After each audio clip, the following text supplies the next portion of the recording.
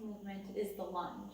And this is one of the more tricky exercises to have your clients perform if they haven't performed it before, or even if they have performed it and you see them complete it and they're doing it incorrectly, to help guide them to doing it properly.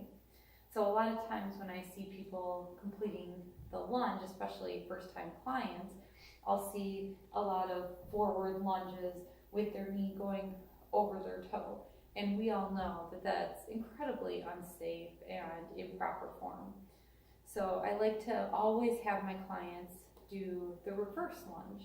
So keeping their foot planted, taking their back leg, and doing the reverse lunge.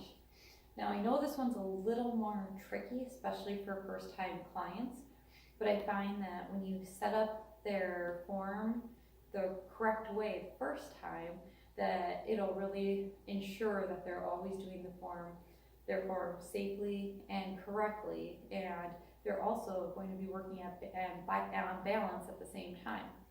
So if you have your client set up next to a wall and completing that backward lunge, that's great. And an even better way of having your client perform that back lunge is having them set up right next to a chair. So I have them put their foot right in front of the chair and then complete that reverse lunge sitting on the chair and then coming back up. So going all the way down and then coming back up. So that they can just feel what it feels like to do the reverse lunge the proper and correct way. And even if they only do like 3 to 5 different repetitions of it, once they have that feeling down, then they'll ensure that they're doing it the right way. And we can always go back to that sheet that I gave you guys earlier on the 7 different ways of changing up an exercise. So if they have that exercise down, maybe since you're meeting with your client the first time and you're not sure how they're going to be taking some of these movements, you can increase it a little bit so that you can have an idea of where they are for balance. So for example, if you're, say, doing the number 3, which is balance, having them do the reverse lunge and then lifting up their leg first and standing up. Or maybe you're having them do number 4 where you're adding a twist. So you're taking a step back and then you're having them twist out to the side. So these are all really great ways of having them perform a basic movement, but you're able to get an assessment in right away in their first session with you, and that way they're able to perform those exercises. You're able to see where they're at, so that moving forward you have a good idea of what to look for as far as their strength. So when they're lifting that back leg up, is it easy? Is it hard? When they're adding that twist, is that easy? Is that hard? So that you know the different planes of movement to work your clients in. So let's take the side lunge, for example.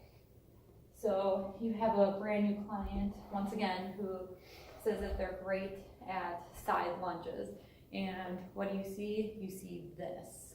So making sure that you cue them properly to do that side lunge by having a chair nice and close to you. So doing that side lunge, having them sit down and then stand back up. Sit down and then stand back up. So this would be another really great opportunity for them to complete that movement 3 to 5 times, make sure they have it right, and then try it without the chair.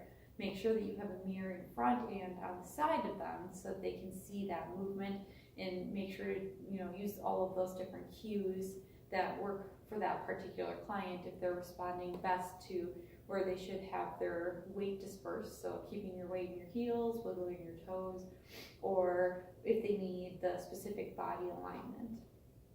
So using some of those other ways of changing up the workout, you can have them work on that twist, maybe elongating their body. So let's use the first one for example. So using your body to lengthen and make that exercise a little bit harder. So having them bring their arms all the way up, doing that side lunge and coming back in. That'll also show you how their core strength is as well. So if they're not able to keep their whole body upright and in alignment, you're going to see that some of that core strength needs to be worked in the following sessions with you.